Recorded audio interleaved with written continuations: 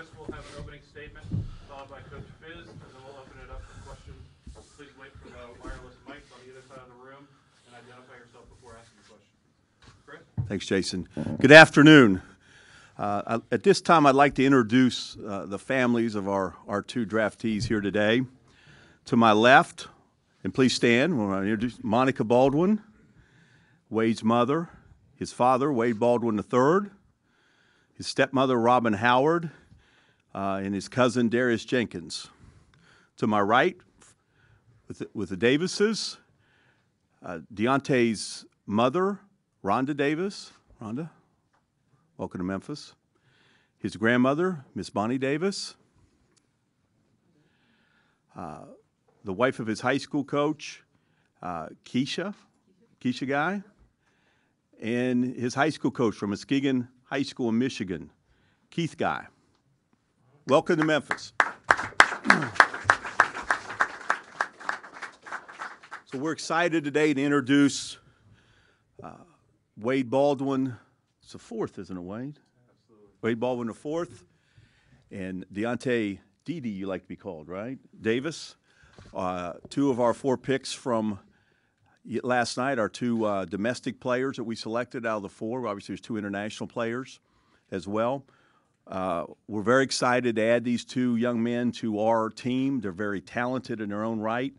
They bring skill sets, if developed properly, can be at a high level for their respective positions. Wade has tremendous size and length, overall athleticism, and outside shooting ability at the point guard position.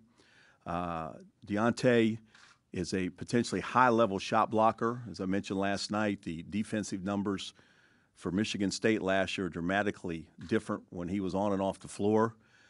You can make a case that he has as much potential as a shot blocker or defender of the rim, which is obviously very important in basketball as any player in this draft. And we're very excited to get started with them and welcome them to Memphis today and their families. And this is a great day for our organization. Coach Fizdale? Yeah. I'd just like to kind of piggyback what Chris was saying. You know, first off, before we even get to these two talented young men, the process that we went through to get to this point with these guys was an unbelievable process. Robert Parrott came in with Chris and myself, Sip and all the guys, Ed Stefanski and our scouting team, and we really put together a game plan on the type of players that we wanted to start this year off with. And these guys just checked all the boxes. And quite honestly, I wanted both of them, you know, from the beginning. But the odds of us getting one of them, when you look at the draft, was very small. We were figuring, obviously you guys are both a little upset that you didn't go as high as you like, but I was rooting for you to drop.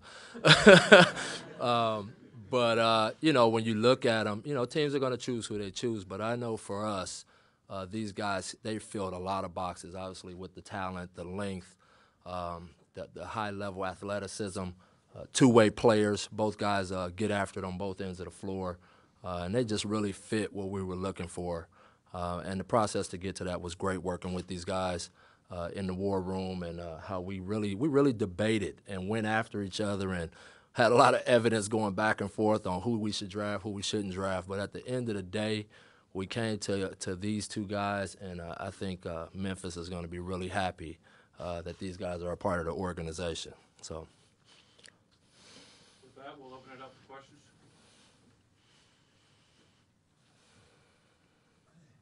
Well, first of all, guys, welcome to Memphis. Jarvis Greer. I'm with the NBC affiliate here at WMC. And you guys have you spent a little bit more time in the green room than you both wanted to. We'll start with you, Wade.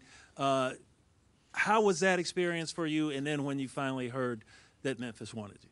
It was completely relaxing. You know, I just want to be part of an organization, whatever it was. I was fully confident I was going to be in the first round. I had no doubt about that, and I'm just ready to get on the court and play basketball, play in a summer league, and get back to work and do my job. Just the same as he said. It was relaxing, but when it came down to it, when they started picking, I was kind of nervous because I didn't know where I was going to fall to. But once I heard that Memphis had a trade, it relieves a lot of stress on me, and I'm ready to play.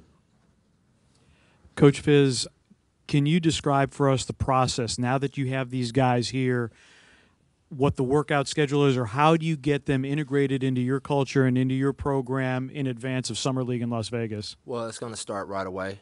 Obviously, we're going to get these guys time to actually enjoy this moment with their families, spend some time with their family just to digest this whole thing. Because as I went through about a month ago, these guys are going through a whirlwind right now. A lot of changes for them, a lot of different aspects of this thing is about to happen for them. So we want to give them a few days to just calm their brains down for a second. But next week, we're going to get right to it. I mean, it's no need to wait. I know both of these guys are hungry. Obviously, they have chips on their shoulders. I think you could see them when they walked in the room, which I love. I love it. It just fits this city. It fits our team. And we're going to get right to work right away. Our coaching staff are very anxious to get to work with these two big-time talents, and as am myself.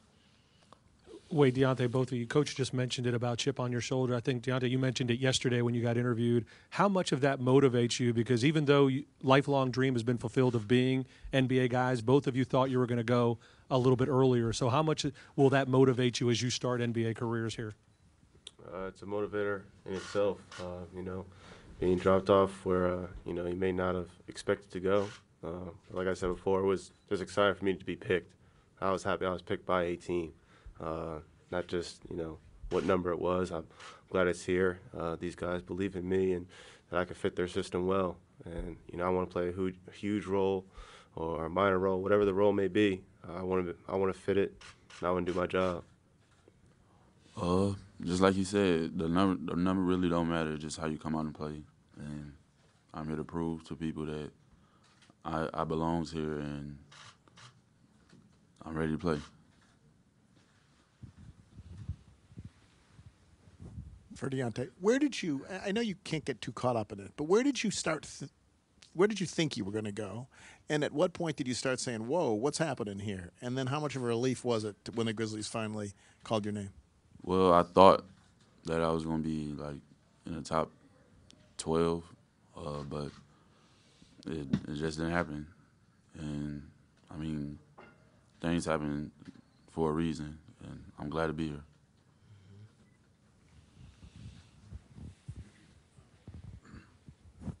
Hey guys, Peter Fleischer, Fox 13 Memphis here in town.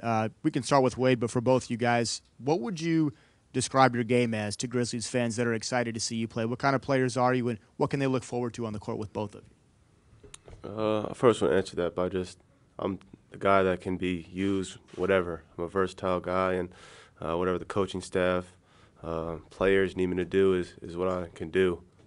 Personally, I feel like I can bring competitive edge, tools on defense with my length and size, athleticism, and having a high IQ. I think that's important as well. But like I said, to start, I got to learn my role, and I got to play it to my best of my ability. For me, it is a backup forward that can do anything that the coach need. I'm a great floor runner, rim protector, can shoot 15-footer, and have a high IQ. And I could be an energy guy. Guys, how much did you guys know about the Grizzlies before the pick, and have you been studying up on them since the draft? I knew a lot about the Grizzlies. They're actually my preferred 2K team, so I always went to them to. That's a good start. That's a good start. To play with them. So everybody's like, why don't you play with the Thunder and with Durant, Westbrook, or Curry with the Warriors, like every typical person uses, but. Man, the Memphis Grizzlies got a good nucleus of guys that I play well with on the video game, and hopefully that could translate to real life. Yeah, everybody on that team gets equal points, and I put up about 80, 90 points on 2K with 6-minute quarters. So. Well, for me, Zach Randolph, he plays here. He used to go to Michigan State, so. Kind of feel like a little part of home, and The rest I just get to know when I see them. You think Zach will take you under his wing or try to punch you out? No, He gonna take me under his wing once he get to know me. It's for Coach Fizdale. Yes. You had a couple guys last year that were in Miami that Justice Winslow thought he should have been taken a little bit higher, taken down to 10, and Josh Richardson certainly he wasn't even invited to the combine. From a development standpoint, do you see things that you can learn and take and to apply to these two?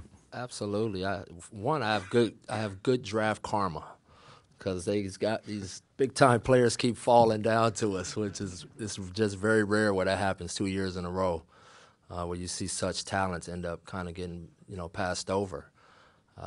So excited about the fact that they came to us. But yeah, I mean, these guys are big time canvases to paint on.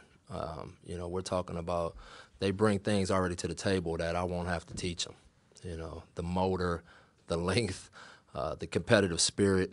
Like I said, being able to play on both ends of the floor and having an impact on both ends of the floor. My job here now is, more than just develop them as a player. I want to develop the people. I want them to become great men and be big-time professionals and be more than just a player. Be a brand, be someone in the community that this community can be proud of. And I think if I handle all of those things, the playing part is going to come pretty easy for them because they didn't get here for nothing. I mean, both of these guys have been coached on all levels. I mean, obviously the high school coach is still here, and their college coach's reputation speaks for themselves. So I'm working with some pretty big-time talent here, and I'm very excited to get to work with them. You guys both mentioned knowing the Grizzlies. How much easier is it the transition now where you join a veteran team, a playoff team for the last 6 years? A lot of guys that got drafted are going to be expected to play 30, 35 minutes for teams that don't know about the playoffs. This team does. Does it make it easier for you guys to make the transition with the veterans in that locker room now? I can't even answer that question. I need to be, acclimated with those guys first before I speak behalf on it. I would assume so. I have positivity going into it. I hope those guys are willing and have open arms to us too, and I have full confidence that they will. And Memphis Grizzlies continue to be in the playoffs. Wade, I had Yanni Huffnagel on today on the radio show, and he said you are as competitive a son of a gun as he's ever met. Is he accurate in that, and how does it come out? It comes out in every way. I felt bad for my roommate because I was playing him 2K with the Grizzlies. If I ever lost, we wouldn't go to sleep or wouldn't leave until I won. That's the type of person I am, and I think it translates to the 94 feet of hard wood as well, and everything else that goes with it. Man, it could be from, I know it's corny, but like who can eat an apple the fastest? Like if we're competing, I'm trying to win. Have you actually ever tried to eat an apple faster than someone else? No, I just said trying to be corny. Any other questions? All right, we'll have a quick photo op for everybody then. Come on, guys, let's hold on.